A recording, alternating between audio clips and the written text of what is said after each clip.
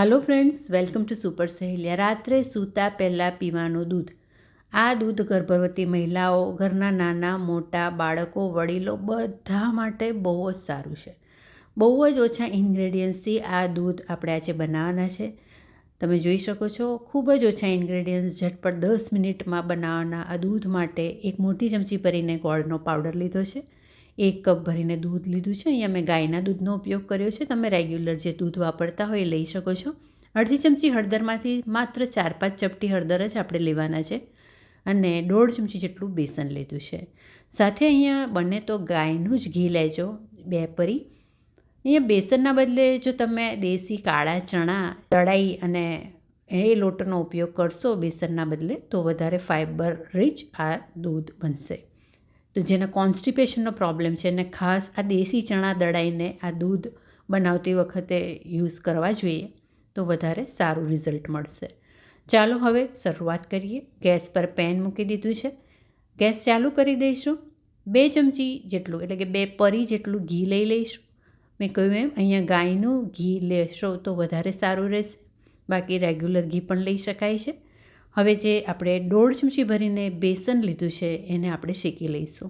આ બેસનવાળું દૂધ નોર્થમાં લોકો રેગ્યુલર બનાવીને પીતા હોય છે, ખાસ કરીને શિયાળામાં. હાડકાને મજબૂત કરે અને એના ઘણા બધા ફાયદાઓ છે. ખાસ કરીને જે પ્રેગ્નન્ટ છે એટલે ગર્ભવતી મહિલાઓ છે એના માટે આ દૂધ બહુ જ અકસીર રહે છે. નાના બાળકો માટે પણ એ બેસ્ટ છે. હવે આપણે બેસનને થોડું આ રીતે શેકી લઈશું. આછો ગુલાબી કલર અને એનો કાચો ટેસ્ટ દૂર થઈ જાય ત્યાં સુધી શેકવાનું છે. વધારે શેકવાની જરૂર નથી. બેસન શેકાઈ જાય એટલે આ રીતે થોડું થોડું દૂધ ઉમેરતા જઈશું અને હલાવતા જઈશું. દૂધ એકદમ સાથે નહીં રેડી દેવાનું, થોડું થોડું ઉમેરવાનું, જેથી આ રીતે જે ગટ્ટા પડે છે એને આપણે તોડી શકીએ. મતલબ એમાં જે ગુટલી બનતી હોય છે બેસનની દૂધમાં, એ દૂધને આ રીતે થોડું થોડું ઉમેરશો તો એ વધારે પડતી નહીં બને. બને તો આ રીતે એક વિસ્કર લઈ લેવાનું, જેનાથી આપણે આ રીતે હલાવતા જઈશું તો બધી જ ગુટલીઓ આપણી ભાગી જશે. તો આ રીતે વિસ્પરથી હલાવતા જઈ અને થોડું થોડું દૂધ ઉમેરતા જવું અને બિલકુલ એમાં લમ્સ એટલે કે ગુટલીઓ ના રહે એનું ધ્યાન રાખવું. તો દૂધ આ રીતે સરસ રીતે તમે જોઈ શકો છો. થોડી ઘણી એમાં ગુટલી છે જે આ રીતે હલાવીશું એટલે સરસ સ્મૂધ બેસન દૂધમાં ભળી જશે.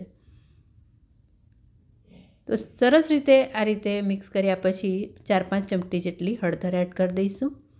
ગોળનો પાવડર 1 મોટી ચમચી ભરીને એડ કરી દઈશું. ઓછું ગળ્યું ગમતું હોય તો થોડો ઓછો પણ એડ કરશો તો બી વાંધો નહીં આવે. હળદર જોયું મેં 4-5 ચપટી લીધી છે. કલર સરસ યલો આવી ગયો છે. હળદર તમને ઓછી ગમતી હોય તો થોડી ઓછી પણ એડ કરશો તો ચાલશે, પણ હળદરના લીધે ઇમ્યુનિટી સારી થતી હોય છે એટલે ખાસ થોડી એડ કરવી. આ રીતે દૂધમાં એક ઉભરો આવે એટલે ગેસ બંધ કરી દેવાનો છે. That's all. દૂધ આપણું બની ગયું છે.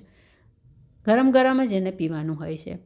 થોડું વધારે ટેસ્ટી બનાવવા માટે 4-5 બદામ લઉં છું, જેને હું ક્રશ કરી લઈશ અને એનો પાવડર એટલે કે એનો દરદરો પાવડર કરીને એડ કરીશું. તમે બદામની કતરણ કરીને પણ ઉપરથી એડ કરી શકો છો. બદામની સાથે સાથે ઇલાયચીનો પાવડર ગમતો હોય તો એ પણ 2 ચપટી જેટલો એડ કરી શકો છો. ઘણા લોકો આમાં કેસર પણ 1 તાંતડો એડ કરતા હોય છે. તો આ રીતે ઈચ્છા પ્રમાણે તમે ડ્રાયફ્રૂટ્સ ગમતા હોય એ એડ કરી શકો છો.